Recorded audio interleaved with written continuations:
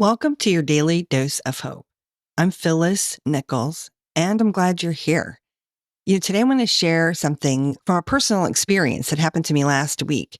I was visiting my mom, who lives about 100 miles away from where I live, and spending the day with her. And we went to lunch and shopping, things like that. And while I was there, the light came on in my car that said low engine oil, I think, fill, I don't know, something about the adding oil to the engine. Okay.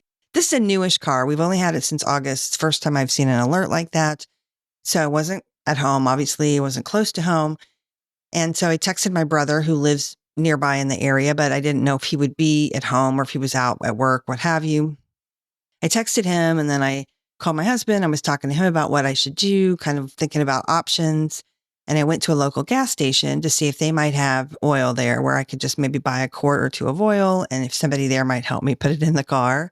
But the gas station I went to didn't have it. It was like a bodega, right? They had food and stuff to drink, but nothing for your car. Anyway, so plan B was to go to an oil change type place, like a Jiffy Lube kind of thing. So I was Googling on my phone, looking for some place that was close by.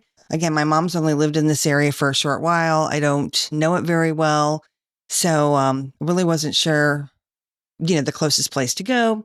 And while I was doing that, my brother texted and said, "Hey, I'm not at home, but I'm heading home. I can help you if you want. Like what's going on?"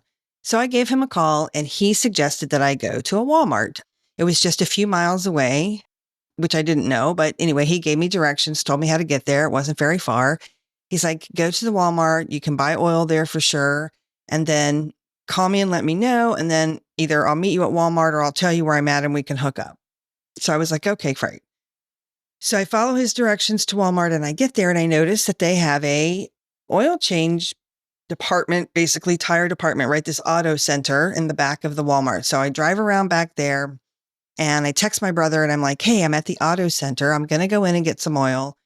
And I'm going to see if maybe somebody here will help me put it in my car." He's like, "All right."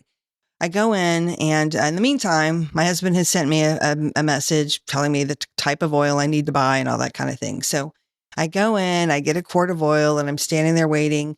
I pay for my oil, and I said, "Hey, this is a newish car to me. I'm not really sure how to do this. Is there somebody here who can help me?" And the guy at register was just looking at me like, "No. Like, we don't do that here." Anyway, so this other guy comes walking out, and he's like, "Yeah, I'll help you." He's like, "Come on." So we walk out to my car, and I proceed to tell him, like, I've never even opened the hood of this car. I'm not really even sure how to do it. He's like, "It's okay. I got you." So anyway, we open up the hood, we do the thing.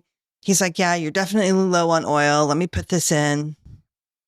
Okay. And he's like, "You're going to need more than just one quart." He's like, "You should go in and get a couple more." I'm like, "Okay, fine." So I walk in, and I'm getting a couple more quarts of oil. And when I come back out, my brother had actually gotten there. So he's there and everything. They're like, "We've got this. We're going to get you all squared away," which is great. Anyway, then a whole bunch of other stuff happened. I won't go into every little thing, but I ended up locking myself out. I had to have roadside assistance come open my car.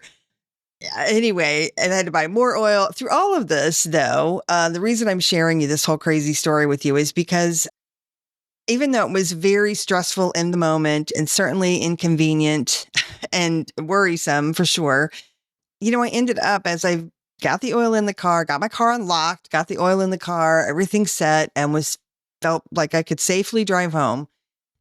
All I could think about was the kindness of strangers. I mean, there was another guy there at Walmart who offered to help.